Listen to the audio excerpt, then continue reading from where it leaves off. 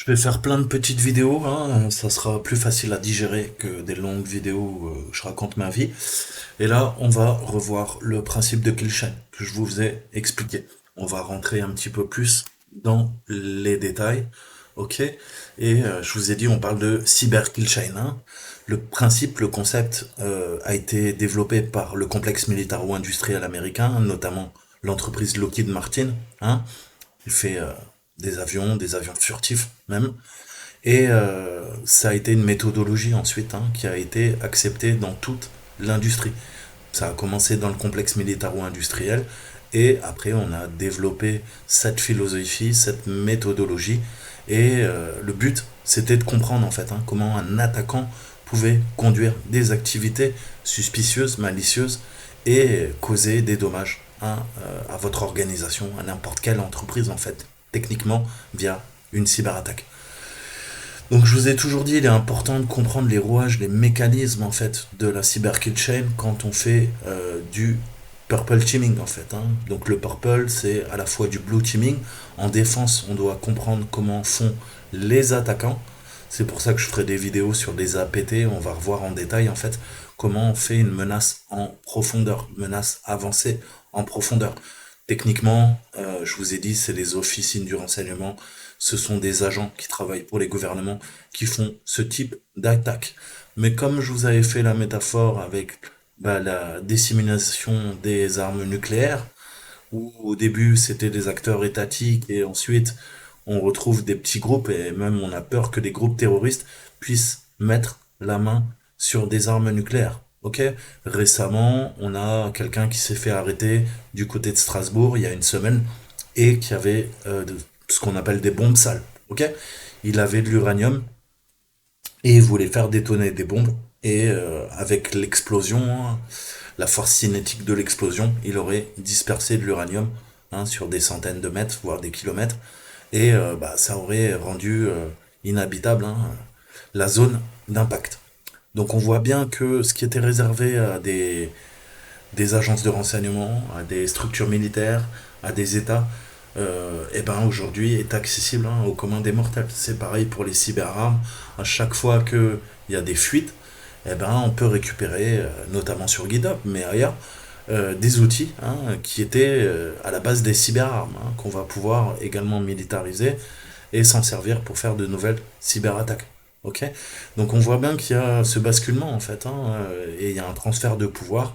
Aujourd'hui, des groupes de hackers peuvent être aussi puissants s'ils ont une bonne technique pour pouvoir faire de nombreux dégâts en fait, hein. Donc tout ça, ça passe par l'information de la sécurité, la formation du personnel et avoir des contrôles puissants, hein, au sein de l'entreprise et également trouver des contre-mesures, hein. Comment on va pouvoir protéger les intérêts de l'entreprise qu'on cherche à défendre. Ok? Donc on va revoir la théorie, hein, sur une cyberattaque. La cyberattaque, je vous ai toujours dit, la première phase, c'est la reco, c'est la reconnaissance.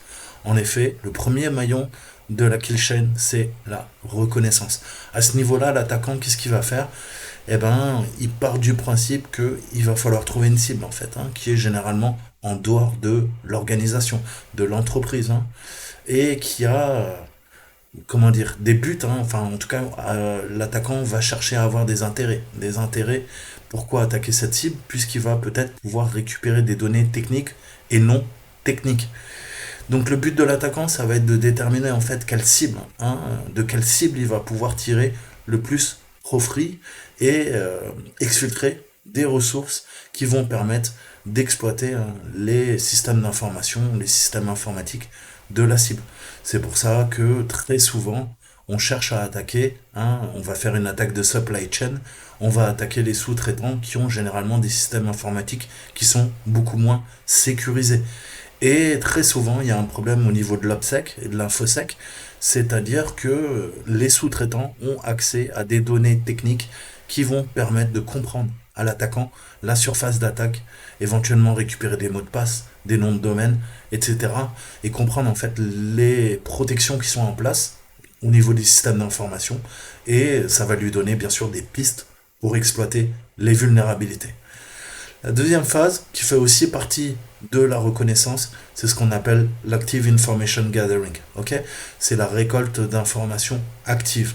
En fait, comme je vous disais, c'est la seconde étape de la reco. L'attaquant va essayer d'interagir de façon interactive en fait avec le système qui est visé. Qu'est-ce qu'on peut faire? Eh ben, on va faire du part scanning, hein, du part sweep via des echo requests, hein, de l'ICMP, hein, type Nmap. Ok, on va sonder tous les ports réseau pour essayer de comprendre ce que fait tourner, quel service fait tourner la machine, quels sont les ports qui sont ouverts. On va se focaliser sur les ports ouverts naturellement. Ok, puisque si le port est fermé ou filtré, ça va nous compliquer la tâche. Donc le but de l'attaquant, hein, à cette étape, c'est de découvrir l'ensemble des ports qui pourraient être vulnérables et qui pourraient permettre une exploitation pour gagner un accès, avoir un foothold. Ok? Ensuite, on a, comme on a de la active, on a du passif. On a du passive information gathering. Ok? Là, c'est essayer de récupérer toutes les informations qui traitent de notre cible, hein, de ces systèmes d'information, mais sans les engager directement. C'est-à-dire qu'on va faire de l'OSINT, on va essayer de récupérer sur les réseaux sociaux, hein, des salariés qui travaillent pour la boîte des informations pertinentes. C'est pas rare et c'est du vécu d'aller sur les réseaux sociaux des salariés de l'entreprise et sur leur compte personnel. Eh ben, via un sock puppet, hein, on peut commencer à faire du recueil d'informations et on va avoir un administrateur qui va mettre un message le soir. Grosse journée, nos pare-feux étaient en défaut. Quelqu'un peut m'aider d'ailleurs sur ce type de pare-feu et il vous donne les informations du pare-feu. Ok, quel modèle c'est? Après, qu'est-ce que va faire le hacker? Eh ben, il va aller récupérer toutes les données techniques du pare-feu en question pour pouvoir analyser les failles en fait, hein. Donc ça demande, c'est ce qu'on appelle du tech-int, hein, dans le renseignement. Il va falloir faire de l'intelligence technique, c'est-à-dire récupérer l'ensemble des informations pour avoir the big picture, comme je vous dis toujours, et comprendre la surface d'attaque et quels sont les vecteurs d'attaque qu'on va pouvoir utiliser pour rentrer au sein du système, de l'entreprise. Ensuite, la deuxième grosse étape, c'est la militarisation. On parle de weaponization, ok? Le deuxième maillon de la kill chain, c'est la weaponization. Ok. Donc là, qu'est-ce que va faire l'acteur malicieux? Il va développer des malwares, hein, spécifiquement créés pour des vulnérabilités qui ont été découvertes pendant la phase de reco. Ok. Donc, comme je vous disais, la phase de reconnaissance, c'est la récolte d'informations. Et c'est ça, et c'est pour ça que c'est une phase extrêmement chronophage, puisque je vous dis que si jamais vous allez trop vite, vous risquez de rater, hein, des données pertinentes qui pourraient vous permettre un accès initial sur le système.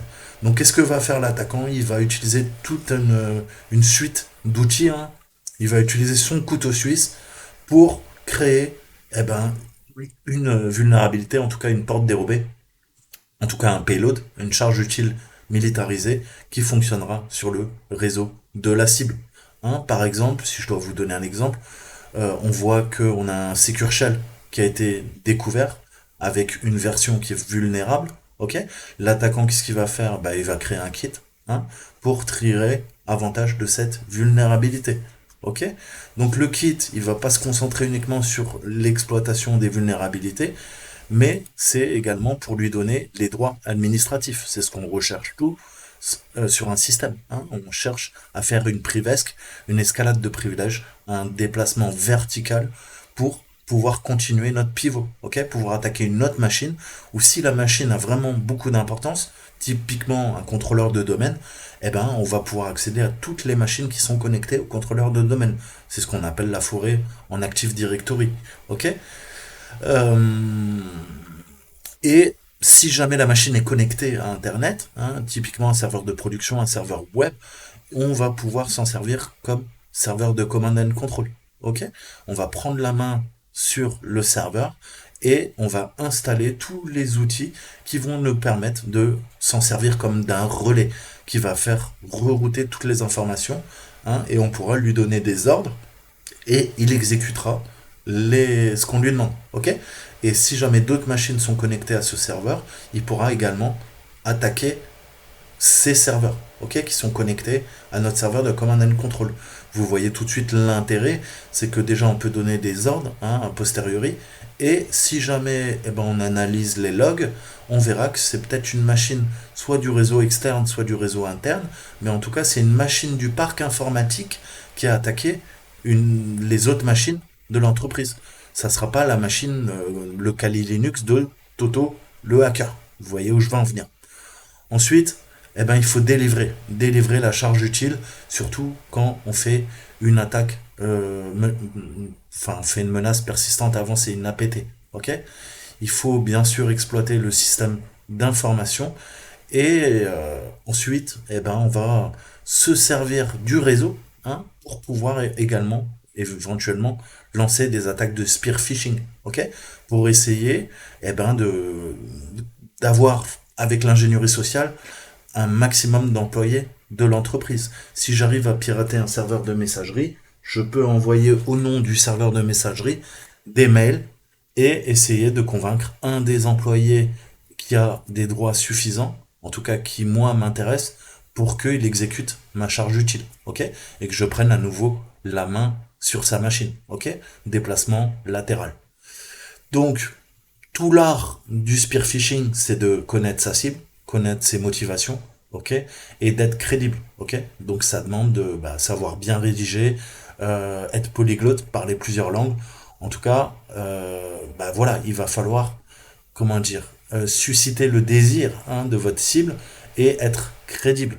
Donc c'est pour ça que c'est la partie la plus fine, la plus technique. On va faire une campagne de spear phishing. On va abuser généralement d'une pièce jointe, Word ou Adobe PDF. Et là-dedans, bien sûr, encapsulé, il y aura une porte dérobée, hein, qui va nous donner un reverse shell et qui va nous permettre le foothold au sein de l'organisation et du système d'information.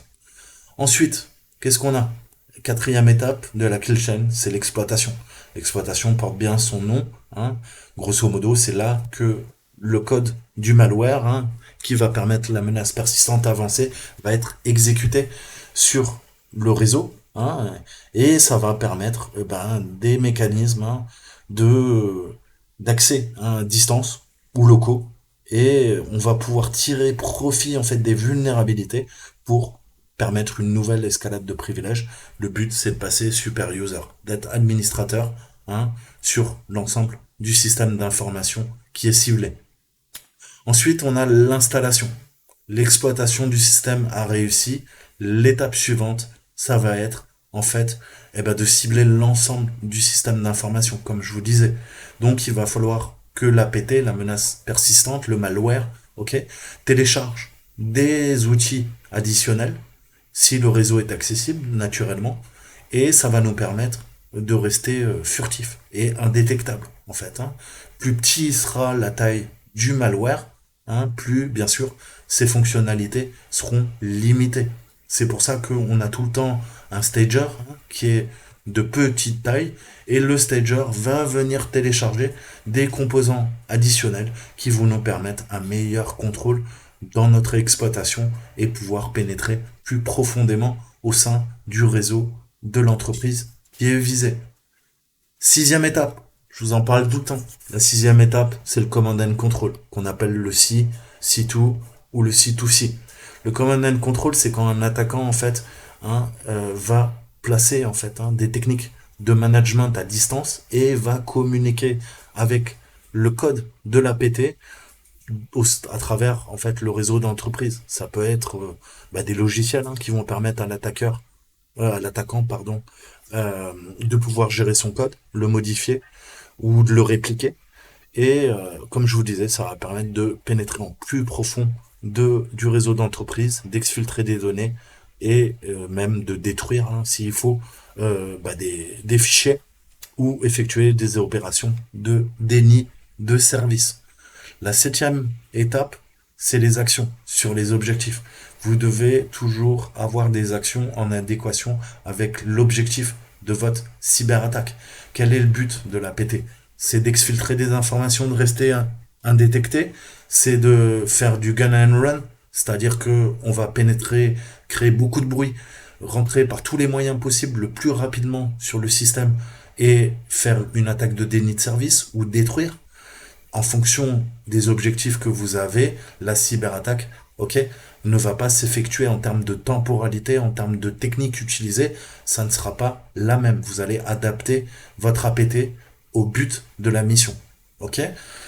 Si on doit exfiltrer les données, il faudra être extrêmement furtif, ok. Ça nous laissera un maximum de temps pour être indétecté et faire le travail. Si on doit juste faire du déni de service ou de la destruction, on peut limite se permettre de faire plus de bruit, ok? Puisqu'une fois qu'on aura fait notre déni de service ou détruit une partie des informations, bah on se sera exfiltré. Le but c'est pas d'exfiltrer les données, c'est de rentrer dans le système, faire l'attaque et repartir le plus vite, ok?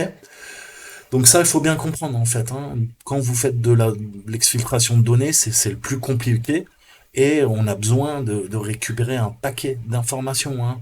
On a ce qu'on appelle les PII, hein, c'est le Customer Personally Identified Information, donc les informations qui sont identifiées, hein, personnellement au niveau des employés, au niveau des clients.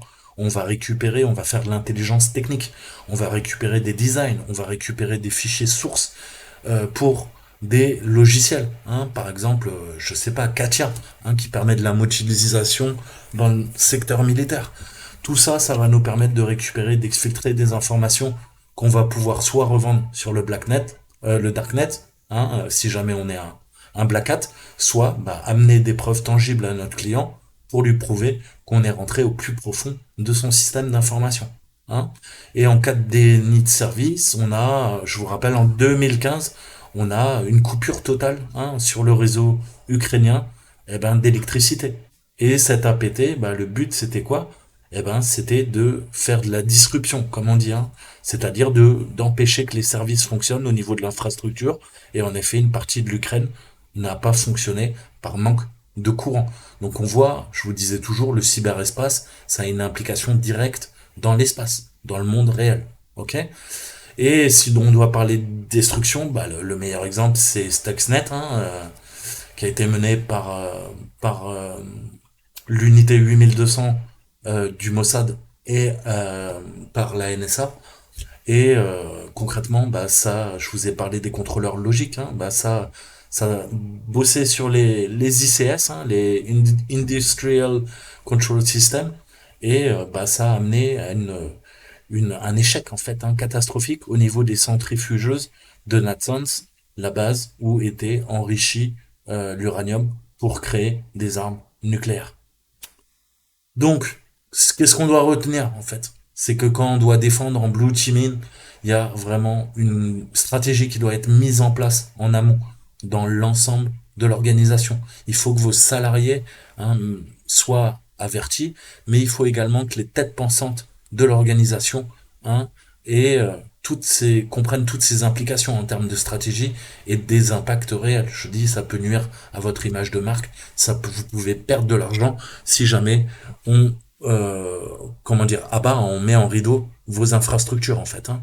Donc tout ça, ça passe par des processus, par de la formation, et on va mettre un système de protection par couche, ok?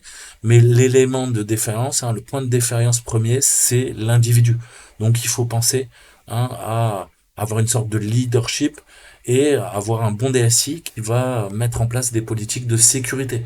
Et il faut que l'ensemble de l'entreprise soit au courant et puisse accéder, hein, à ces directives qui vont lui permettre d'avoir des sortes de checklists, hein, pour sécuriser les infrastructures, les systèmes d'information, les serveurs.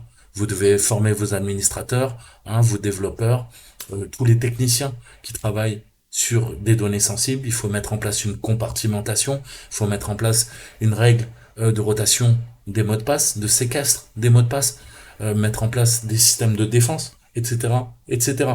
Donc la formation du personnel, on a tendance à l'oublier. Mais s'il y a une campagne de phishing, de spear phishing, et que c'est bien fait, l'élément de défaillance, ça va être un des employés qui va ouvrir la pièce jointe et qui va permettre le foothold initial, qui va permettre de lancer l'APT.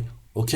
Donc ça passe par ce qu'on appelle de la cyberhygiène, hein, ça porte bien son nom, mais il faut que l'ensemble de l'entreprise, de l'organisation, soit conscient de tout ça. Et c'est extrêmement complexe et coûteux de mettre ça en pratique, ok?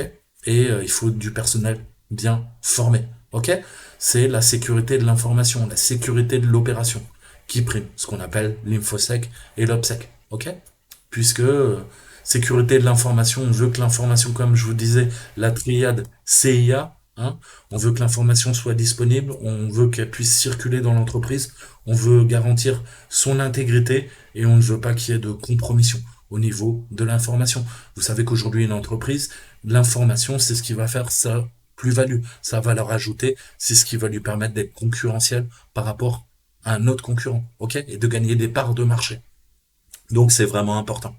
Et la sécurité des opérations, eh ben, on n'a pas envie qu'un concurrent ou que des hackers commencent à mettre la main, hein, sur nos ressources, comprennent les méthodes de fonctionnement, qu'est-ce qui est créé, quel est le cœur de métier de l'entreprise, et avoir accès à des données qui sont secrets, top secrets, confidentielles. Ok, puisque si ça s'ébruite, comme je vous ai dit encore une fois, c'est une perte sèche pour vous. C'est peut-être des documents qui vont se retrouver dans les mains de vos concurrents et ils vont s'en servir pour vous faire perdre des guerres, pour vous faire perdre, pardon, des parts de marché, hein. C'est vraiment une guerre technique, technologique et une guerre économique. Ok? Et des grands groupes se bouffent entre eux, hein. Les grosses boîtes du CAC 40 font appel à des hackers, à d'anciennes personnes du renseignement pour gagner des parts de marché. C'est la guerre, mais c'est une guerre invisible. Ok? C'est pareil aux États-Unis. Les sociétés du Nasdaq, de la Silicon Valley utilisent parfois des moyens pas très légaux, comme je vous disais, hein, la fameuse zone grise, hein, entre la légalité et l'illégalité pour avoir un avantage concurrentiel. Ça se fait partout et malheureusement, c'est une des déviances de l'ultralibéralisme, du capitalisme. Mais je m'arrête là, j'ai dit que je ferai pas de politique. Voilà, je vous dis à très bientôt. Ciao, ciao.